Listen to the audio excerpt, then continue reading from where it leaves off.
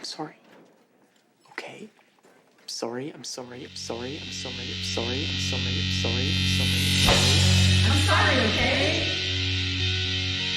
Hello, friends.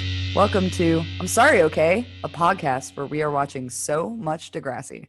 I'm LD, filling in for Mary, and I'm here with Paul. This week, we watched Season 3, Episode 4 of Degrassi Junior High, Season's Greetings. This episode was written by Yan Moore, directed by Kit Hood, and originally aired on November 21st, 1988, nowhere close to Christmas. In this episode, memories of their strong friendship help the feuding Arthur and Yick patch things up. I'm not sure that that's an accurate description. Their what friendship? Their strong friendship. So strong. Oh my God. Also, they're already throwing a clip show at us and we're like not even 30 episodes in. Yeah, man. This episode is like part bottle episode, part clip show, all bad. And like, I feel like there's been so many things that have already happened over the last couple of seasons that would have made much more interesting clip shows. Like if we really wanted to get into it, right? Like if they really were like, listen, guys, let's let the kids, take it easy this week. Go spend time with their families for Christmas. Sure. In fucking November. And I mean, when would they have even shot this? I thought they shot it like over the summer. I'm so confused. Whatever. I mean, I guess like full disclosure to anyone listening, like we hate this episode. Yeah, if you're looking for positivity, this week is maybe not the spot to look. This is not the good vibes only that you imagined. I really try and be positive every week, and this week is just not. I could not hold back. I tried. I was doing my notes trying to be like, okay, here's what's happening. And then like I just kind of descended into madness like the further into the episode I got. Also, usually it takes me like, I don't know how long it takes you. So I watch the episode all the way through once and then I watch it a second time while I'm taking my notes. And that with all the stopping and starting usually takes me about 2 to 3 hours. Okay. How long does this take you usually? Maybe an hour and a half. Okay. I get easily distracted too. I end up like going and scrolling on Twitter and stuff. Or sometimes I'll do the like deep dives into weird stuff like, oh, what is this condom brand? Or, whatever. That thing about polystyrene in season 1. And, oh yeah, birth control. Yeah, I mean, that was like a day. I lost a day on that. I mean, I really wish we could just have our own I'm Sorry, Okay clip episode. And like, I feel like right here is where we would go into that. Like, wow, remember when you went on a deep dive about condoms? Yeah, except like nobody cares. Much like no one cares about this episode. So I'm bringing it all back together here. But, there's other stuff like Spike had a whole baby. Lucy was like, Lucy's made and lost all of these friends, had all these crazy things happen to her. Wheels just like lost his parents. Like Joey Jeremiah has been held back. Like Joey's like emerging emotional maturity. Like, yeah. Like I don't know. Was this the best use of their time? I just as a little teaser, I feel like I didn't really look at your notes in our little doc, but I feel like I did my best to like tie this episode in a little bow. I think there is a lot we can learn from this episode, but we're gonna have to get there. Yeah, I do really get into it on the what did we learn today, but I'll be peppering that throughout this whole thing. Oh yeah. So should we kick off this nonstop nightmare? Shall we then? Great. Okay, so we open in the Degrassi cafeteria where we are going to be for the next half hour. Everything is decorated for Christmas and there's like Christmas music playing. So they like really, really want us to know that it's Christmas. Melanie and Caitlin are talking about how they think they did on their end of term tests. And Caitlin starts talking about how she loves Christmas. It's the best time of the year. Fine, whatever. I mean, their Thanksgiving is what in like October, right? So I don't know anything about Canada, but I think it's like the first weekend in October, and so I'm kind of like, maybe they start gearing up for Christmas earlier than us. For me, just within this season already, we're like 4 episodes in. It feels like we skipped a lot of the like school year compared to like seasons 1 and 2, like where we were at in the actual season once they started getting to like specifically winter episodes. So that's kind of weird. But I will say, I love a good like single scene episode of like any TV show. So I'm going to try and be positive right from the get-go here. Love a good like, all right, we're just in the cafeteria for this whole episode. Let's dig in. You like a bottle episode. Yeah, I like a little, the like parking garage episode of Seinfeld or like The Office, like when they're just in the office for an entire episode. Like it's fun to just sort of like interplay like your characters within like one tiny setting. The episode of The Sopranos where they're in the woods. Oh my God. The movie 12 Angry Men. It's just in the deliberation room of a jury. I saw it in high school and why not? I mean, I don't even like One Angry Man. So well, not my vibe. The title doesn't quite do it justice, but yeah, it's just like an hour and 20 minutes of like court jurors deliberating. And it's like, sure, that's a movie. All right. I'd watch that, Yeah. I guess. I'd watch it about I mean, like the OJ trial. Yeah. Why not? Sure. All right. We've already talked about this for too much. So Yick enters and he's holding a gift. And Mr. Lawrence does an announcement over the loudspeaker that says that they hope to have their overactive furnace fixed as soon as possible. So that's going to be part of this whole thing.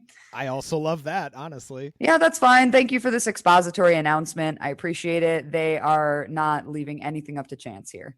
So Yick sits down and he gives Arthur his Christmas gift, and Arthur hands Yick his.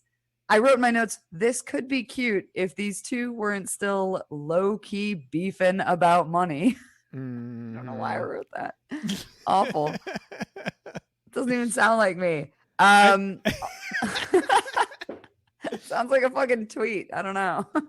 Hell yeah. And Arthur says, and in my opinion, by the way, in a voice much deeper than we've heard from him, right? Like his voice is starting to change.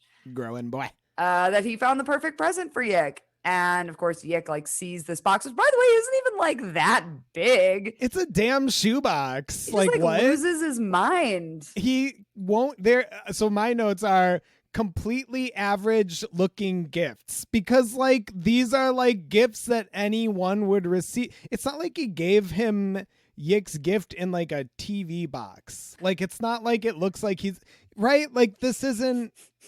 It's a shoebox, dude. Like, calm down. It could be a shoebox full of candy. You don't know, Right? Yick. And I guess this is the other thing is like Yick doesn't address this in a way that actually really explains that he's like anxious about their class disparity. It's more just like, this is expensive because you're rich. And like He's just being belligerent the whole time. It's not. It could be one thing, but it's not that. Yeah, this episode is like, it's not a good look for Yick. And it really is just like a clip show of how much Yick sucks.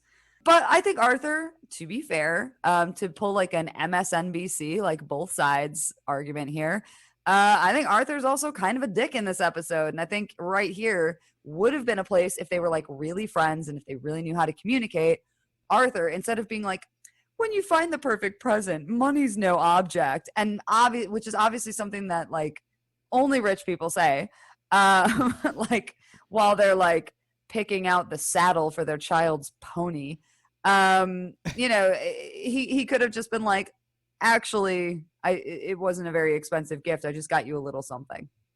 You know what I mean? It didn't have to be like a thing. It could. I feel because Arthur doesn't have to defend himself here, but he obviously sees that his friend is like projecting a lot of insecurity onto him. And like, if we liked Yick, if we gave a shit about Yick, we would be like, it really sucks that Arthur doesn't just like calm his anxiety here. But we don't like either of them. So we're like, give it to him, Arthur. To me, it just feels like he's in the defensive position, not only from the way that Yick is treating this one interaction, but just also the way that Yick has been since the beginning of this season, kind of like coming at him at every turn. It's true. With like no there hasn't really been like anything that Arthur has specifically done. He hasn't been like, hey Yick, check out this new watch, or like, hey Yick, check out my new jacket. It No, just but feels I like think he's being weird. I do think he's Okay. being weird. Like he's just like reading the financial section of the newspaper in Oh, yes, class and less- being like, I'm not rich. It's like, oh, what do you do? And check it on your stocks. Like, lest we forget that. Yes, that is also like weird. just like, of course. But this is all passive stuff, right? Like, yeah, okay, Arthur's just sitting there with some like 40-year-old man reading material, but he's just like sitting there, like doing his thing. And like, I don't know, to me, I feel like Yick has just been attacking him like for the last 4 episodes. And here we are now. Arthur's just trying to give him a gift, and Yick is still going on about like money. And so, I mean, yeah, I don't know. Like, I get what you're saying, but to me, I could just see like being in Arthur's position and just being like, yeah, dude, money. I don't know. It's crazy, isn't it? Money. Wild. I mean, I've had friends that had a lot more money than me. I still do. I have friends who have a lot less money than I do. You know, in my social circle, we really don't talk about that much, other than like, you know, maybe if someone's saying like, oh, I bought this nice thing for myself, you know what I mean? But even then, Yeah, you know what I mean? Like even then, like it's just, I have had people though like do gift exchanges with me at Christmas and be like, "Oh, I'm sorry, I couldn't spend more," or something like that, and that's all about their insecurity because they think that I'm gonna care.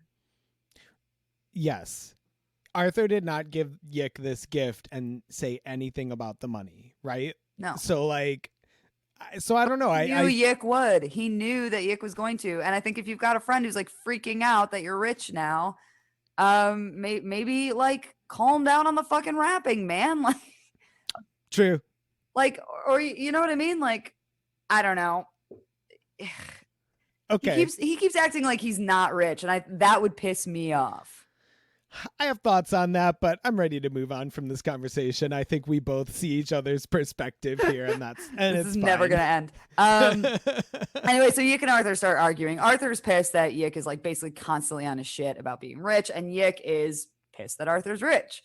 And you know, I think like it feels like they're both being so weird that it almost feels like it's making the case that these two belong together. But I would say in another sense, they should never speak again. I don't know. To me, it just feels like Arthur isn't really in control of his family's sudden money situation. No. And he himself probably doesn't have that much context for like what it means to have a sudden windfall of money, like as a 13-year-old or whatever. Like, it's probably hard to mentally contextualize that, so he probably doesn't really know how to act like appropriately with like that sudden change in like class or economic status. So yeah, he's just, to me, he's sort of just appropriately like, GFY, dude. You don't. I mean, it's not really. It's not his job to like constantly be like, "Hey, did I forget to tell you I'm rich now?" You know what I mean? Like this is. It kind of reminds me a little bit of the way that people are always talking about like, oh, we need to acknowledge our privilege, and of course I think we do. But then what that becomes is people making really fucking stupid Instagram posts that are just like, you know, during the pandemic being like, I acknowledge my privilege and just how lucky I am to have a friend who has a car. And that friend is in my bubble. And so I was able to go to the large grocery store during this time when people were sick and dying. And I feel so lucky. I'm just like, this is not what acknowledging privilege is, man. It's about like looking at systems of oppression and how you play a role. No one gives a shit if you went to the big Tesco and got the nice sausages. Look, it's all about performatively acknowledging your privilege, okay? That's what we need to really all step back and do. All right. Yeah. All right. Okay, so after the theme song rolls, we are right back to where we were because it's a bottle episode. Merry Christmas. Doris is helping someone decorate the tree, and she is just like absolutely pumped about it. Luella, our resident gay janitor, asks Doris where the part that she ordered is, and Doris doesn't know, which pisses Luella off. She has some soot or possibly grease on her face to indicate to us, the audience, that she's like really working hard on this furnace. I love a good like kind of, for lack of a less gendered term, love a good working man look. And Oh, yeah. Luella has that in spades. And for those efforts, I'm going to go with Luella as my look of the week. Luella is actually also my look of the week. Yeah. She looks amazing. Oh Her my hair, God. incredible. Her outfit, incredible. Her little, oh, I'm just a little chimney sweep, like sooty face, incredible. Yes. The Decemberists could write a song about this. Oh my God. She's unquestionably the star of this episode. A Herculean effort trying to keep this from being a colossal waste of everyone's time. And not only that, she's fixing the damn heating systems at the same time. Yeah, man. She is just like, she's doling out those insults and she's also doing her job. And that's what I like to see. Love it. So Joey and Snake come up and they kind of start hassling Luella about when the furnace is going to be fixed. She straight up like calls out the powers that be and is just like, I asked for the part so that I could fix this furnace a year ago. Hell yeah. But unfortunately, it seems like Luella is the only janitor at this school. So my guess is she can't really unionize. So Joey's basically just like, So it's gonna stay hot like this? Good guess, goofball. love it. Love to see anyone put Joey in his place. Just He takes perfect. like extreme. He's like, wow, what a weird janitor. And it's just like, oh my God. Incredulous Joey is definitely one of my favorite Joeys. Yeah, I love it. Everyone seems really upset that it's really, really warm. And I'm just like, are you honestly telling me that a bunch of Canadians in freezing cold Ontario at Christmas are annoyed that it's warm? Had not stepped back to think about that, but sure. Also, there were several people with like big layers on. I'm like, hey, Snake, why don't you just take off your giant sweater? Probably a t-shirt under there. So yeah, back over with Yick and Arthur. They are still pissed at each other. And we see Arthur's lookalike, who obviously is his sister in real life, but is his cousin on the show and simply just looks like him in a wig. And like, she tells her friend that she's gonna go like fix this friendship or whatever. And have we even gotten her name? Like, we know it's Dorothy, or I know it's Dorothy, but like, has anyone acknowledged her name yet? No, I just kept referring to her as Arthur's cousin in my notes. I've been trying to not use characters' names until they are named on the show. I found that difficult with BLT. I think I kicked off the BLT naming. Yeah, but that's fine. There's something about that with Degrassi that I do like. Like, I enjoy that they'll like pepper in characters where it's just like you don't really know their name, because that feels very like human social sort of like spectrum, where it's just like people sort of pop in and out of your life and you maybe never do get formally introduced to them, or you maybe don't learn their name until like a few weeks of like kind of seeing them around or talking to them or whatever. Like that, I like that. I do too. We actually get a really good one later on in this episode. We see someone who's going to become a major part of many plot points to come. Cool.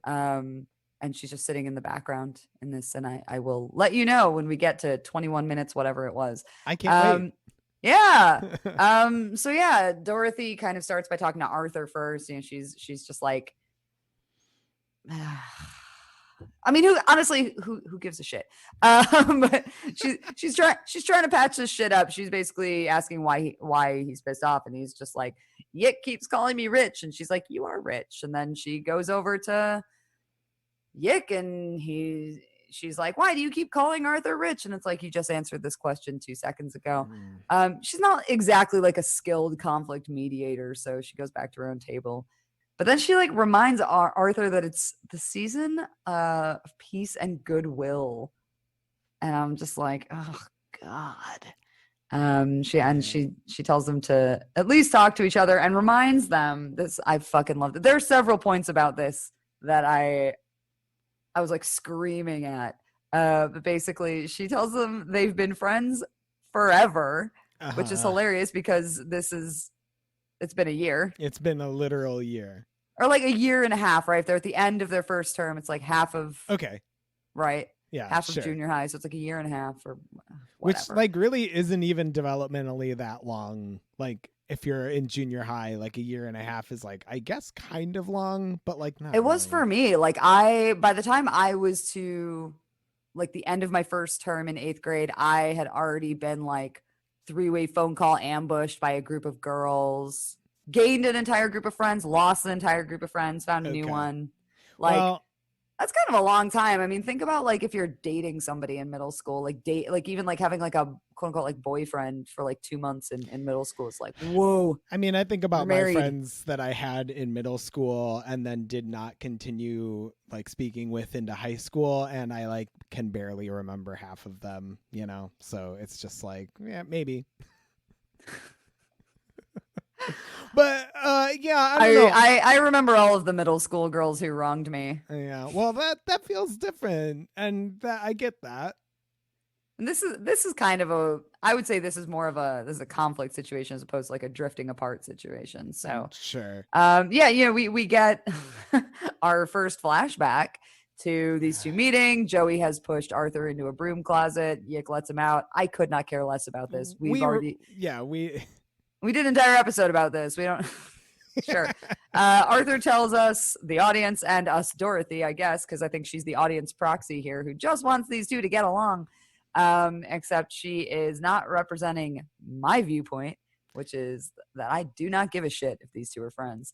But, you know, so Arthur tells us that this was all a long time ago that they met, aka last school year.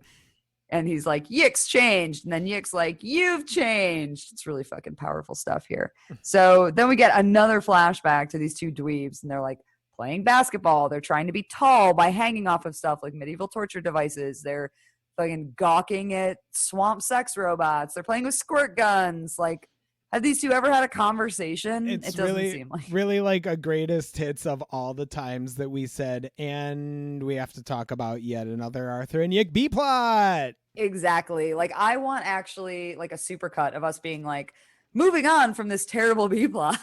I did say that I would love to put together like an I'm Sorry Okay clip episode, but I really just don't have that kind of time in my life, so everyone's just gonna have to imagine it. I mean, we say it every week, so I'm sure everyone is very familiar with us being like, okay, Arthur and Yick, we don't care about you. And now they're an A plot that actually does still feel like a B plot. But yeah, Arthur says that he'll talk to Yick if he apologizes. Yick says he's not apologizing, and we're basically at an impasse. And, you know, in this scenario, Yick is the one who should be apologizing. He started this, and he's being a dick. Yeah, the moral compass that like Arthur's cousin is like trying to represent, like I just can't really hang with. We get like a segue line out of like this montage where Arthur's cousin is saying like, face it, we've been friends way too long to stop over something that dumb. and it's just like what does she like mean that's like dumb here? Like if like again, like my perspective is specific, and I just think Arthur is like rightly offended at the way that Yick is kind of belligerently harassing him about his family's money situation. Yep. And I just don't like when writers do this kind of stuff on TV where they create a hostile situation for a character, but then also create a narrative where that character's reaction is depicted as unreasonable, even when it's actually totally reasonable to be pissed if someone like Yick is treating you this way.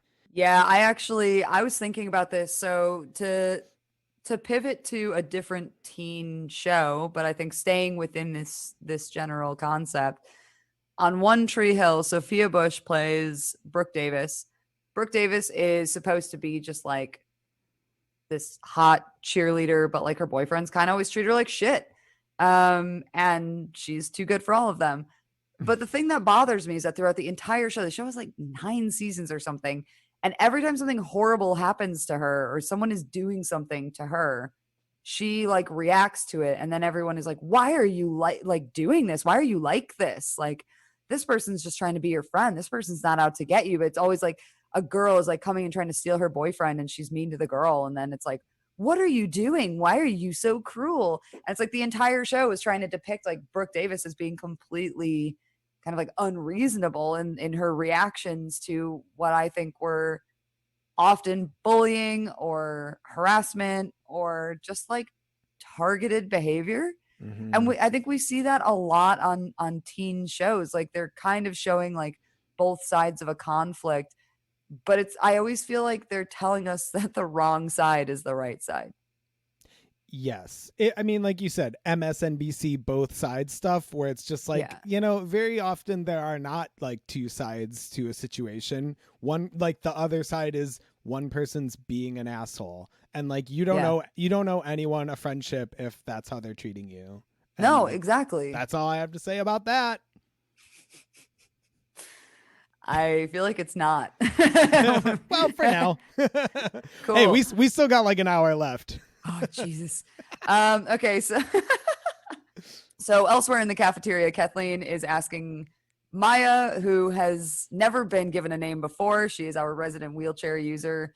But she finally has a name, Maya, and Kathleen asks her what she's doing for Christmas, and Maya tells us that she's Jewish and celebrates Hanukkah.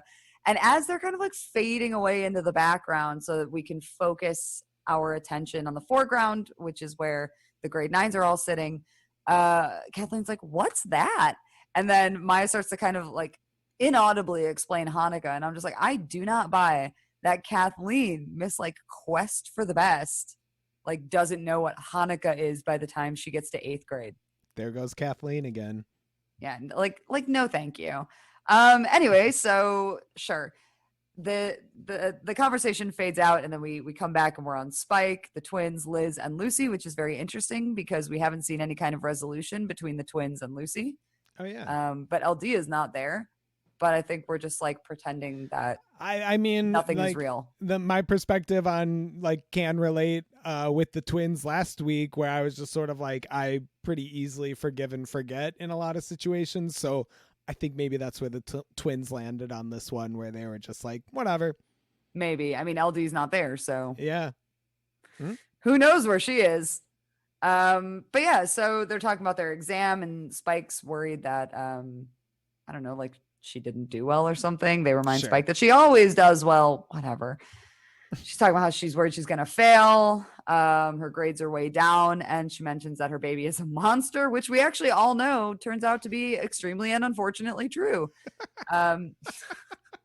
So as they're talking about all of this, Spike gets called to the principal's office. She passes Shane on the way out. And he asks how Emma is. It's a very like weird, very tense interaction, and then she kind of moves on. Well, I love that it's like I think that tension is even created by like, you're sitting at like the lunch table with your friends and then you hear your name get called for like being sent to the principal's office. It's such a like dun dun dun. Like right off the back of being like, I'm worried I'm gonna fail. So I'm sure she's like, oh my God, they're calling me to the principal's office to tell me that I'm like they're not allowed to go back to school. Yeah, they're gonna expel me because I'm so bad. If they didn't expel her when she was pregnant, I don't think they're going to expel her for not doing well in an exam. Hell yeah.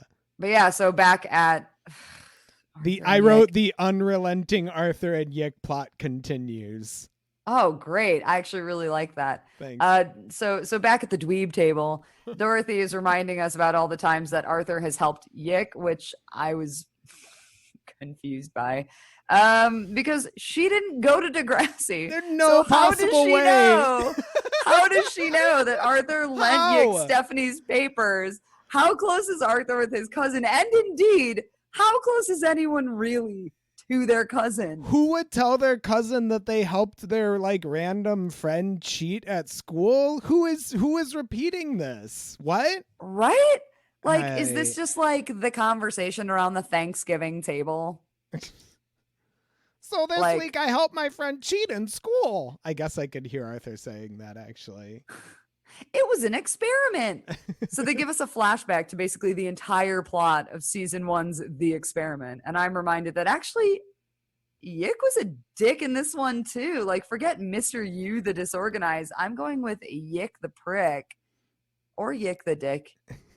Take your pick. Love a good option. Also, wow, spitting bars. Woo!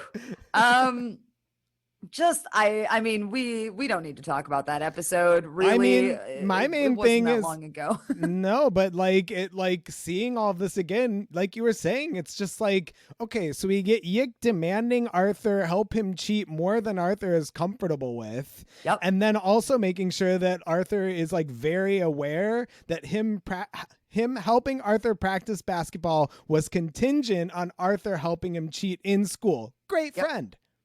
Good stuff. Yeah, and then also getting mad at Arthur when he gets caught. Yep. Even though Yick goes to Arthur and is like, you need to give me another one of these papers.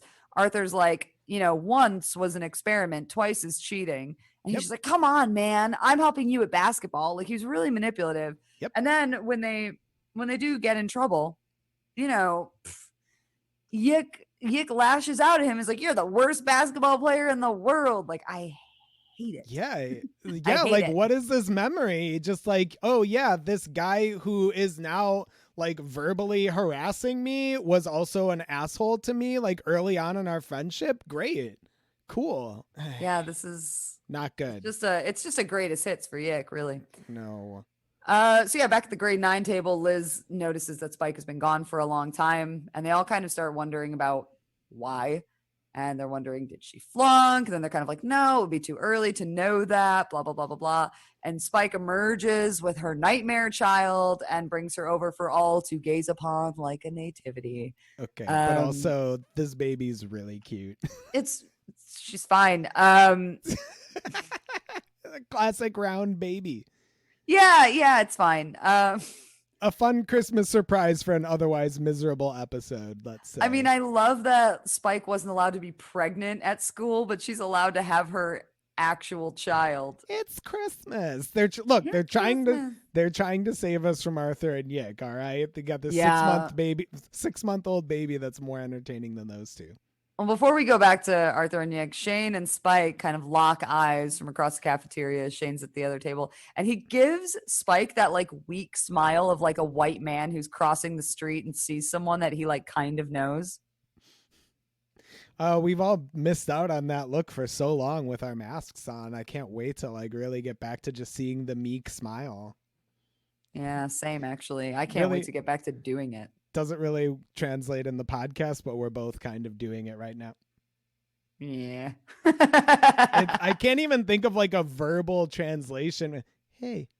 Oh, hey. Oh, hey. Well, you do it immaculately. Sorry, y'all can't see it. Yeah, I feel like it's kind of a turtle face. Absolutely. Whereas like my upset frown is more of like a toad face. Anyway, I really wish y'all could see this. Oh, it's just really hilarious. I've just got a face. Way to have a face. Good job. All right, so back at Arthur and Yick's family counseling session, God help us all. Yick is saying that he's helped Arthur way more than Arthur has helped him. And then we get a flashback about Arthur's wet dreams, which again, like they basically give us the Reader's Digest here of that entire episode. And in the present, Arthur's like, well, I would have called Dr. Sally anyway. I didn't even need you. Nah. Dorothy doesn't know what dreams they're talking about. And it's just like, yeah, good. Yeah. Finally something Dorothy doesn't know about her, like, in my opinion, uncomfortably close cousin. I'll shout out to Yick. He was definitely unjudgmental, like in this kind of whole situation. So, like, yeah, cool. He was a good pal in that episode. Good job, buddy. One time, it's like that thing where it's like you put like 100 chimps at a typewriter, and one of them will write the great American novel or whatever. Yeah. Right? Isn't that I think 1,000 chimps? Maybe it's 1,000,000. Could be 1,000,000. That seems more likely than 100. 100,000. Moving on. So we're not doing great. So then Arthur brings up, in my opinion, a very bad example of him, quote unquote, helping Yick to get a date with Melanie. And Yick's basically like, no, I only got the date when I stopped listening to you. LOL.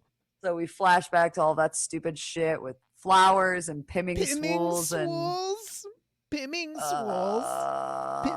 Did he say pimming swools? wheels? Oh my God. Oh my God, what? I couldn't possibly understand what that was supposed to mean in the context of this compliment. Great. Yeah, So, wonderful. Yeah. So Thanks, over everyone. yonder, in the exact same room where all of our main characters conveniently are, Joey and Snake see Wheels, and instead of walking away and being crappy pals, the whole gang is back together again. Zit We love Remedy. to see it. The Zit Remedy reunites. So Joey and Snake go over and they talk to him, and Joey invites Wheels over for Christmas. Joey is like truly the angel on top of the tree this year. He's doing a really good job of being a buddy. He invites Wheels over for Christmas, and Wheels says he's spending it with his grandparents. Joey's like, well, they're invited too. And then Wheels says that he's embarrassed, or at least he seems embarrassed, because his grandparents are old. His grandpa drools when he eats, which is relatable. And Joey, sorry, I noticed you were laughing at that. I'm like, Joey is just being his like persistent self, but in the best way possible in this. Yeah, scene. exactly. He's It's finally like, putting it to good use. yes, it's like the Joey that we know, but with that like little emotional maturity that we were referencing earlier. Great job, buddy. I mean, he just isn't fazed by that information, or he doesn't say like, ew. He's just like, yeah. who cares? It's Christmas. Yeah, love it. But yeah, so Wheels, Snake, and Joey start talking about Spike's baby. And just as they're saying that Shane hasn't been over to talk to Spike, Shane gets up from his seat to go talk to Spike. The power of manifestation. So yeah, he goes over and he asks if he can hold Emma, and Spike's kind of just like, no. Yeah. She really isn't giving him an inch here, even though I think this is a little bit unfair. I feel like he's been doing his best. It's like, he's not really in the baby's life, but to be fair, she doesn't want him in the baby's life. Like, he's giving her money, which is all she wants. She hasn't been like, you never come see her. You know what I mean? Like, she's just kind of like pissed off about the way it all went down last season, like last school year. And I think, we've talked about this a little bit already from the previous episodes this season, but he's doing his best. He obviously is in a really weird situation with his parents where they're not going to let him do what he thinks is right. And I mean, it's just like you brought the kid to school, and so how are you gonna like act like this when like you're bringing this child directly into Shane's space? So like, of course he's gonna want to hold his kid when his kid's like right there. Like, what? This kid he's never met. Yeah, come on. Whatever. So one of the twins, I could not tell you which, basically is just like, it can't hurt. So she lets Shane hold the baby and tells him only for a little bit. So she hands the demon child to Shane, and they have an extremely heartwarming moment while all of the girls watch, and they're just like, oh. Love it. I mean, it's cute. Once again, just a cute baby. It like sort of starts crying. Like, I don't know if they like tried to make this happen somehow or if it just worked out, but I even like the little acting job from this baby where it starts crying when Shane picks him up, but then picks her up, but then just sort of like calms down and it's fine and it's not a whole thing. I like that. Yeah, I like that too. Sure. Yeah, that's whatever. Cute baby. It feels like it should be a major turning point for Spike and Shane. And I don't know if it is, but I don't think that it is. Oh, Merry Christmas, everyone. Yeah, so back to our B-plot, A-plot. Yick reminds Arthur of the time that he broke his vase. Arthur correctly reminds him that it wasn't valuable, and it was thanks to him that Yick even had like a good speech. Whatever. And I think, if you remember, Arthur's the one who told Yick that he should just tell the story of his family coming to Canada instead of lying about this old vase. So I would actually say score one for Arthur on this one. He like really, he at the like front end tried to make it so that there was no situation. I mean, and for whatever like reasons that Yick chose to like escalate this like report like situation, everyone's got their own like little hangups about their family and stuff. I remember in this episode like really understanding where Yick was coming from. Yeah. But again, looking back on it now, it's like, so you're going to like escalate your petulance in this situation and like really try and hold your ground that Arthur breaking a $5 vase that like you bought to lie your way through a report is like somehow worse than whatever. lying about the vase. Like, bro, like, just no. Just No, you're not stop. going to win this one. Please stop. So somehow this escalates to Arthur calling Yick a liar, Yick calling Arthur a broomhead 4 times, until Dorothy interrupts them, reminds them that they're acting like Scrooges. They've had great times together. Look, you even got each other gifts. And this is where she says, if you want to ruin everything over something really dumb, then you're both broomheads. So we get another broomhead. Sure. and yeah, I mean, it's like we just talked about, but one of them is being belligerent here, and one of them is, I mean, Arthur is mostly defending himself with these flashbacks. He's just like, I mean, obviously him claiming that he helped Yick ask out Melanie was a bit of a far reach. But like, yeah, it's just like Arthur's cousin is once again incorrectly assessing this situation. She's like really like putting forward an impassioned plea for them to be friends. But like you said, like we have one situation where we have like one person in this situation just like not being a cool friend. So like what are we supposed to learn from any of this? To patch things up even when you didn't do anything wrong. Yeah, come on, just basically do it. the lesson. So over at the Zit Remedy table, the boys are complaining about how hot they are, all wearing multiple layers. And I wonder if, maybe they would be a bit more comfortable. They just took one off. So Luella comes in. Joey runs up to ask when the furnace is going to be fixed. And she says it's fixed for now, which Joey announces to the whole cafeteria to great applause, completely stealing Luella's thunder. But still being Joey and still coming in with that heel energy. Oh, yeah. It's like, Hey guys, Luella fixed the furnace.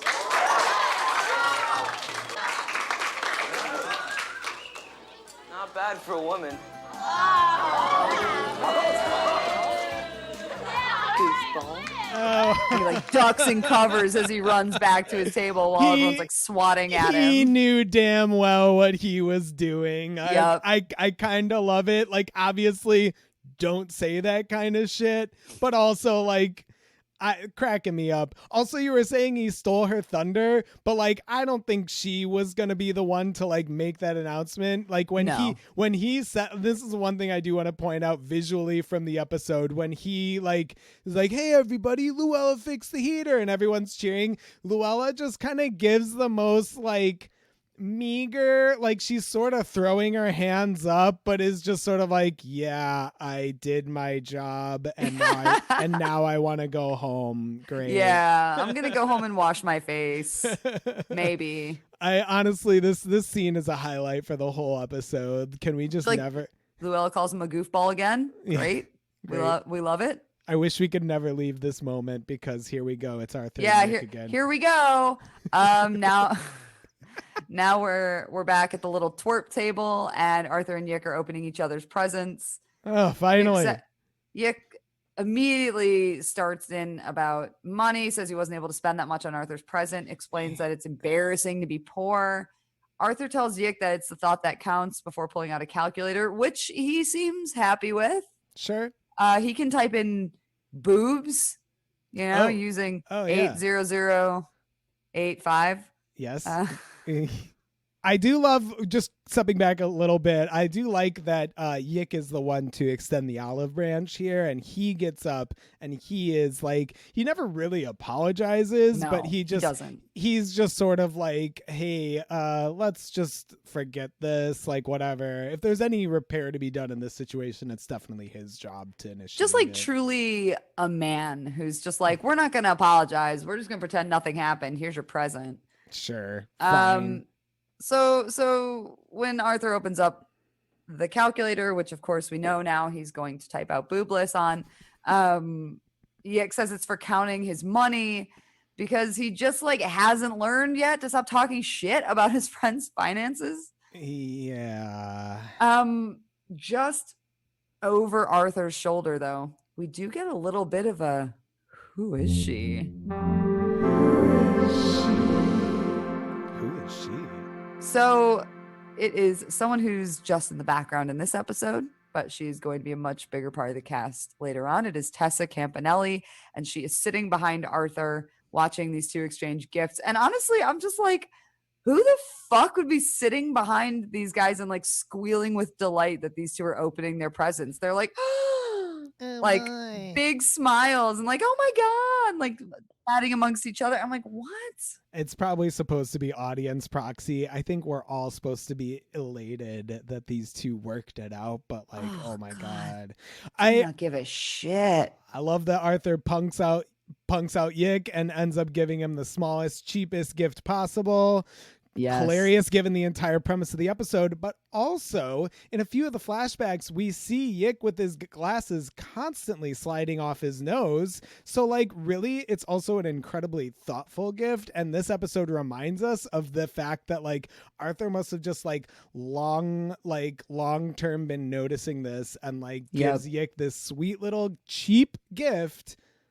And Yick like turns it into this whole situation. Good job, buddy. Yep. It was in a kind of like box inside a box kind of situation. Arthur explains that in his family, they love to wrap it so that no one can guess what someone got them. Classic, I guess. I don't know.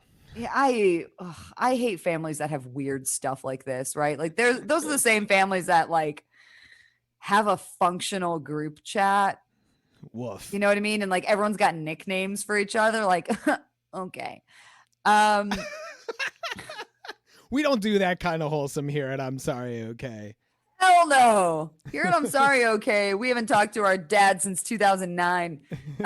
So Yick, who's still unable to let anything go, still asks Arthur what he spent on it. Like what is this, like $3? And he's like, I spent $14.99 on your gift. And Arthur, this is what I wrote in my notes. And actually, I'm going to stand by it. But I did write, Arthur, a typical rich guy hoarding his wealth instead of redistributing it to his poor friends, says that it's the thought that counts.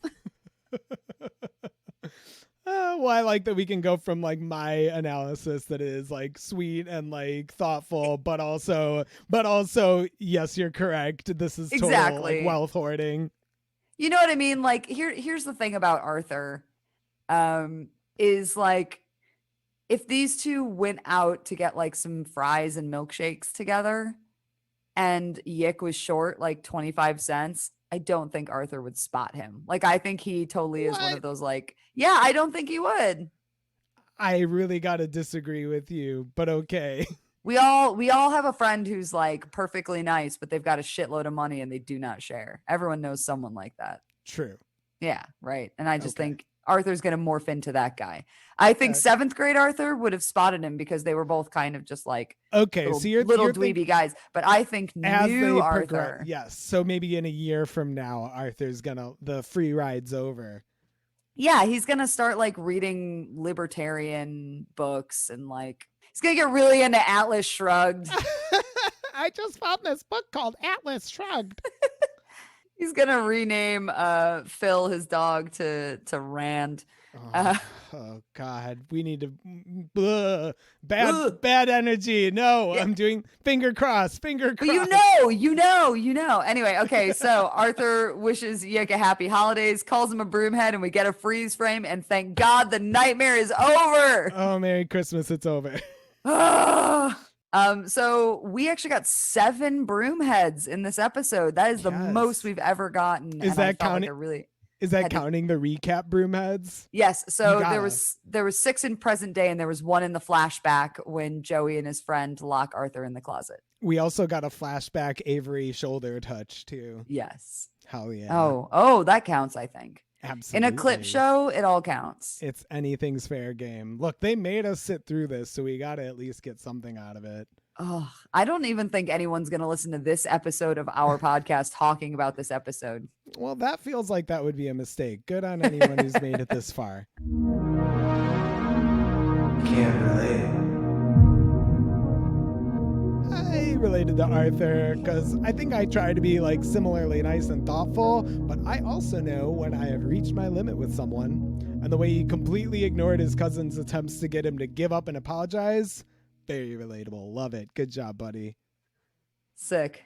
Oh, yeah. This week I related to Maya because I, too, am a background character, disabled, and Jewish, and no one gives a fuck what I do for the holidays. Yes. I originally had a whole other thing written and I was like, oh no, this is right.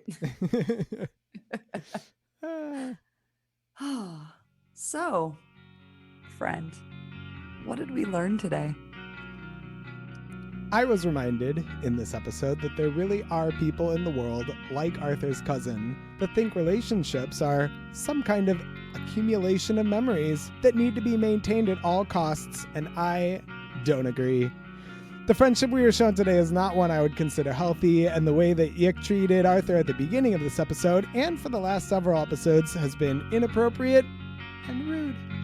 No one deserves to be regularly spoken to in an aggressive or insulting manner, no matter how much history there may be in the relationship or what the aggressor's supposed circumstances are.